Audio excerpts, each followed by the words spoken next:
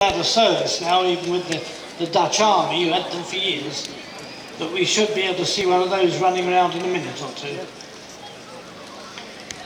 The DAF is a vehicle that was, and actually did see a bit of service. The Belgian army took them to the Lebanon, and so you would have seen perhaps again if in NATO colours or painted in white, UN colours when it went to the Lebanon. It's a vehicle that on the rear of it, if you have a look as it goes along, there's actually 6 hatches over the crew compartment on the back there. Some armoured personnel carriers, you have 1 hatch on the rear where the soldiers go in and out. This one's got 6 individual ones for the soldiers. There's a tendency now to call vehicles that soldiers can fight from IFVs, that's an infantry fighting vehicle. Soldiers that are just delivered by a vehicle, they tend to just call those armoured personnel carriers. This could just about do a bit of both. And with any luck, we'll see it move in a moment. Sorry, we're talking here, and you, one end of the arena, you probably won't be able to see the vehicle, but with any luck, it'll be moving in a moment. Well, one of the other things to look at when the YP-408 goes round is the commander's position. He's got a kind of folding hatch which rides up both sides of him when he wants to be protected, and that enables him to use a machine gun. So have a look at that when it goes round. You've got a driver and commander in the vehicle, and say 10 men in the back, seated in those days in relative discomfort actually. They weren't as well strapped in as they are today, or as protected from mine blast, but quite a good start. It's quite interesting really. The actual shape of the hull is very much mine-proof. It slopes in over the wheels, very much like the German half-tracks in the Second World War, except that this is a fully wheeled vehicle. And like many vehicles of this generation, they did them in different formats. This is the main armoured personnel version.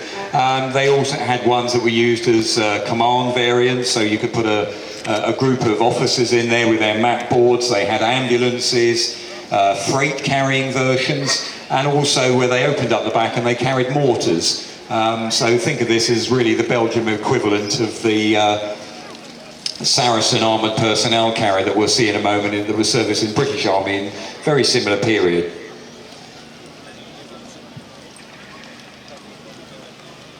The Belgians also, very sensibly, one big issue with military vehicles, do you make them bespoke? In other words, make everything specific to that vehicle, or do you try and use commonly supplied parts? And the Belgian Army tried to use DAF truck parts, or the designers did, for putting this vehicle together.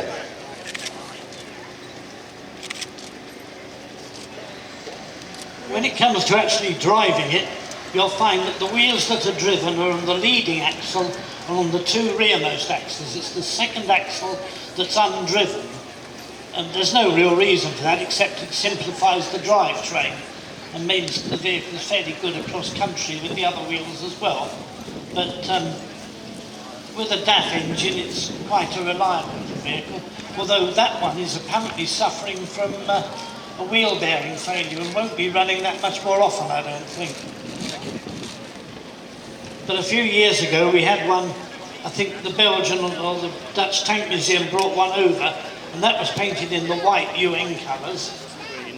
And it's, now the next one coming on is the Elvis Stalwart, which is really a bit of a cheat. It's not an armoured vehicle at all, but quite an interesting vehicle all the same. In fact, a very interesting vehicle in many respects. When they were first built, they were designed to be fully amphibious, so that they could go in the water and run using water jets and really behave like a boat. But they've withdrawn that facility from them, and then they became a 6-wheeled 5-ton load carrier, and specially designed so that the engine deck was the same level as the deck of a tank.